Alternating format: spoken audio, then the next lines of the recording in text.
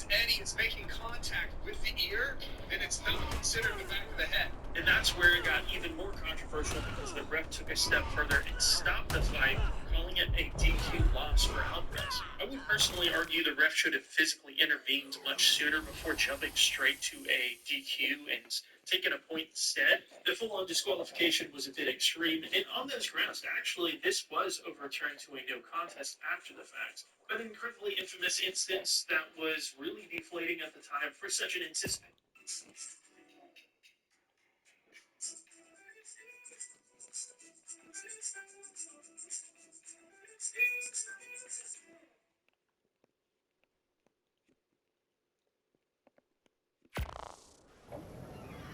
In a TV debut in the US, but nothing in MMA history has perhaps been more controversial than John Jones versus Matt Hamill, because it's the infamous 12-6 elbow rule, which is completely nonsense. You can literally spinning a head kick to the feet.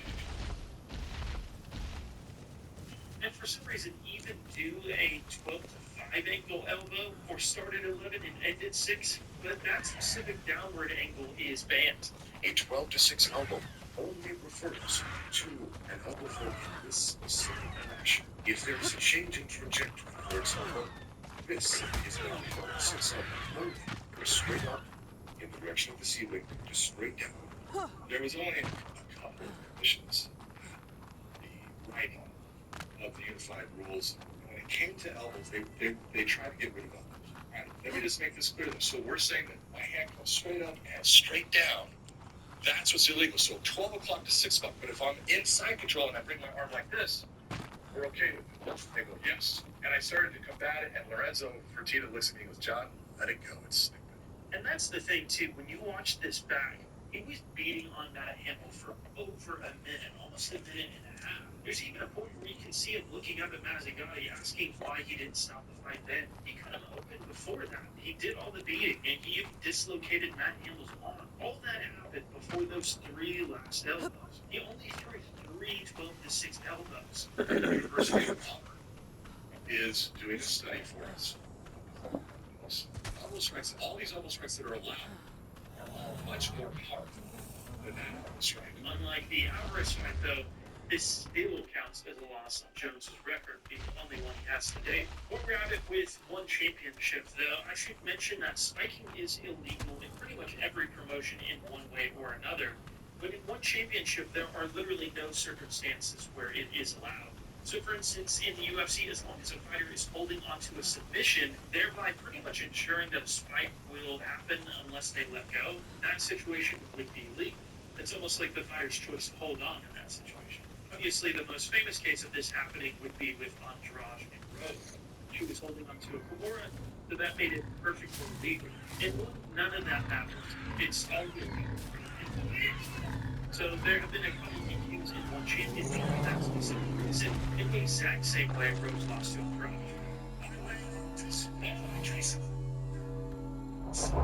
Last one's Rathole drag, so let's switch it up to the slapstick mecca that is ball shots. And let's get right after probably the worst ball shot that has ever existed in the history of MMA was Eric Prindle versus Thiago Santos.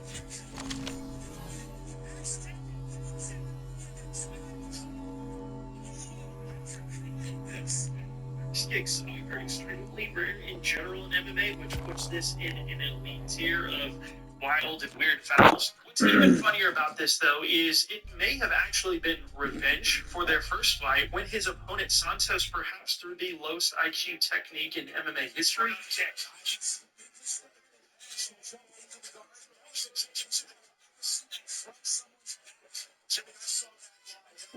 What exactly was he hoping to hit here? The underside below his balls? In that case, the officials ruled it as a no contest, that poor man's balls. So yeah, the axe kick happened after this, and may have even been revenge. By the way, if you look on Eric Prindle's wiki, they have somehow listed this backwards, so don't at me if you think I've mixed it up. The axe kick was the second time, not the first.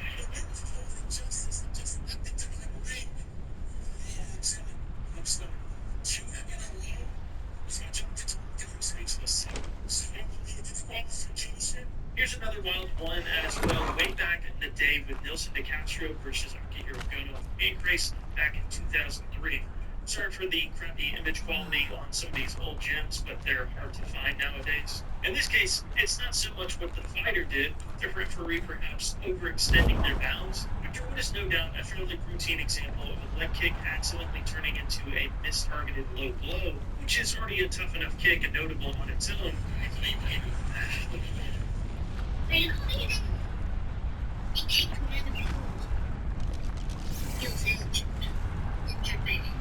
Apparently, the ref agrees. Well, that's right. And it's really unsure of what that was supposed to do. Oh, the last thing I want after gruesome agitation down there is a bit of tender love.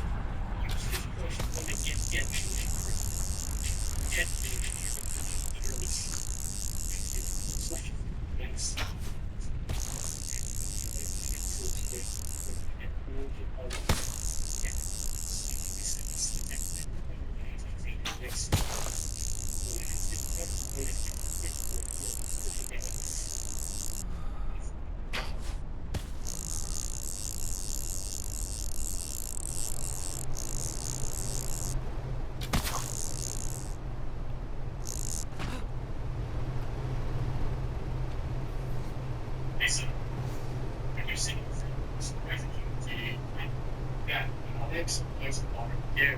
From this point, we've got to mention one of the most disappointing debuts in a long time. Not sure what was going on with Dean Barry's debut, but it was a fight that he was a massive favorite in to win. But after landing a vicious spin kick to the Bills, I'm running out of ways to say testicles at this point, or we could just go with what Mike Johnson said.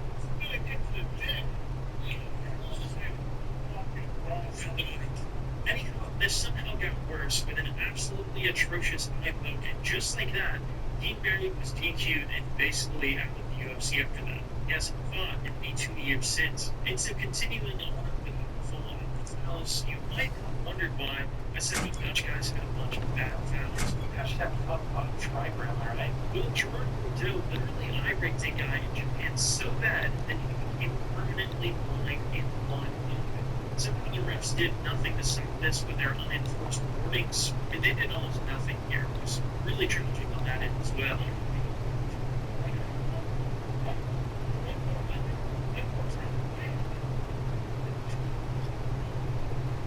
He's not even the least bit apologetic about it. I do something with your folks not look nice, and it makes us proud. It's no regrets in regards to yours. There. And you can guys still won the fight anyway. That's one of the craziest parts about this. What a fucking legend. Sadly, Jordan Bordeaux was known for cheating more than this, and was also known for fighting Voice Racy UFC 1, which was illegal. And the thing is, I said to me, why you pick me? I've been in this year. When I fight, I'm not a sportsman. I have to survive.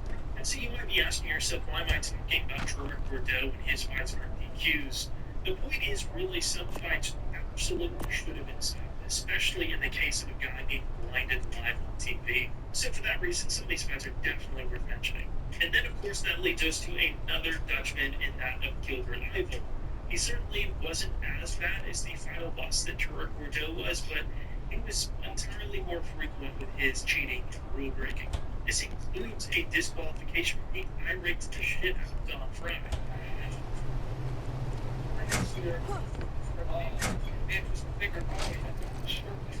I'm not sure why he was protesting this DQ at the end.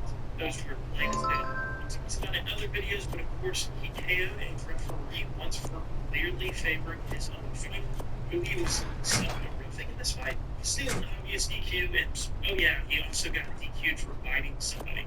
Again, what the hell was going on with Dutch fighters from the 1990s? And again, another repeat fouler goes to a guy by the name of Marcelo Tigre Dantas. And in addition to getting DQ'd for soccer kicking in Super Brawl and also headbutting there against Cabbage, of course he has an eye rake as well in Pain Race. The channel where I found these videos on actually must be a main channel because all three of those losses were strangely posted to a channel called Marcelo Tigre Official on YouTube. That's why I'm assuming it's got to be a meme channel because was proud enough of their DQ losses to want to relive it and share it with the world. So I don't know if this is his official YouTube channel. I don't understand that at all. Another bad one is Cody McKenzie when he went for probably the most obvious headbutt ever in the NFL. Yeah. This was in retaliation for what happened just a mere few moments prior when McKinnis was one pulling his hair briefly and was broken out by the referee. I have no idea if that was intentional or not, but perhaps a very obvious headbutt. This is the best way to covertly get revenge. The ref didn't have much choice but to call it a DQ loss, and Cody was not apologetic about it. But man, this was not the slickest way to get revenge. Sticking with PFL, I have no idea how Evan Ferreira didn't get DQ'd for fake tapping against Mauricio Verdum and then TKOing him.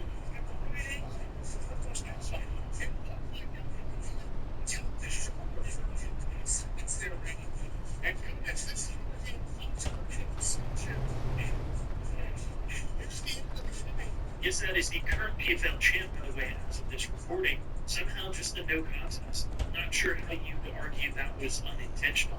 It's not like you can argue he wasn't conscious when he tapped because he was immediately punching after it. Full force. Oh yeah, what the hell even happened here? Gabby Garcia was in another of her infamous Ryzen Strange freak show fights when she landed a solid poke to the eye counter against Oksana Gaglieva. Despite the commentary team being certain this wasn't bad enough to end the fight, although their justification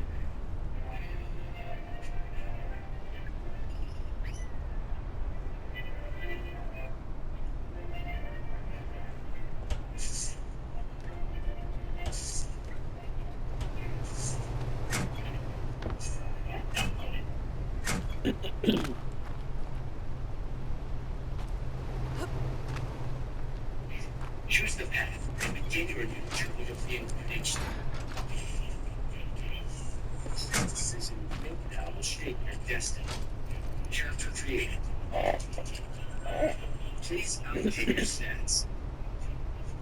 Reborn at the age of 13 with the experience of your past life. You choose. Journey of exploration. Meet the monster that you've been pursuing.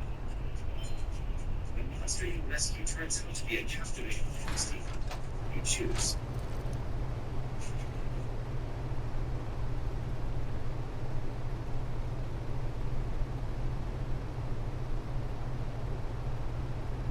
Wasn't the most reasonable. Yeah, facts. Intentional facts. Yeah.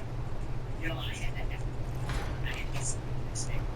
Yeah, I got one twice. Now I'm like saying next day they had to was up my materials. No matter what, I mean, because I've been in this situation where I finished the fight, I had to eat. But you gotta go over there and fight. What's going on? Who cares? Close an eye. Keep that right hand out and go to town. Yeah, just get by surgery and risk everything. It's fine. Who cares? It's like it was my fault. But yeah, the worst way to lose is when you've already won and could figure out how to celebrate like a normal human being. There's the famous time I got a front flip off the dude who just KO'd himself accidentally falling into his opponent's knee while on trajectory. So now, it's all the time that he never turns too much.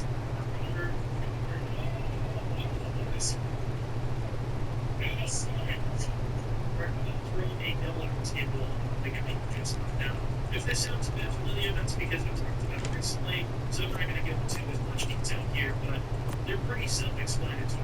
Don't attack your opponent or do some weird shit to their body after you finish it. You're going to get DK'd for that. And moving on to one of the most bizarre ones ever, way back in Pride 2 in 1998, Parker took on Branko Sikotic, and for some reason Sikotic absolutely refused to play by the rules and instead kept hanging onto the ropes over and over while also elbowing her to the back of the head during takedown attempts. Dude was just totally unhinged from the beginning of this fight, and it literally only lasted about a minute because of this. Look at Bronco's bias. It's like he's paying for his life. What a crazy one. This was a ton of fun to go through. I should mention that I had left a fair amount of DQs out just because many of them were fairly mundane. in comparison to what I showed. A lot of them were just obviously unintentional, and you can see that with them. Others just not as memorable. But that being said, it's hard to know every DQ that's ever happened across the world, so I'm sure there